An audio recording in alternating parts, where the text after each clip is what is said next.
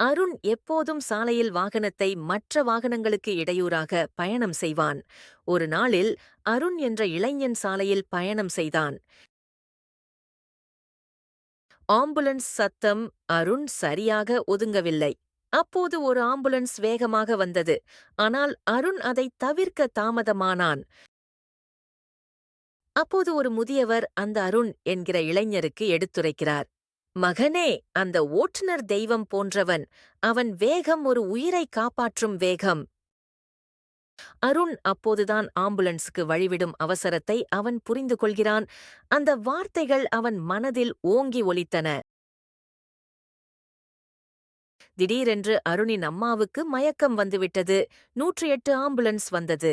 அந்த நாளிலிருந்து சில நாட்களில் அருணின் அம்மா மயங்கிவிட்டாள். அந்த ஆம்புலன்ஸ் டிரைவர் வந்து அவளை காப்பாற்றினார்.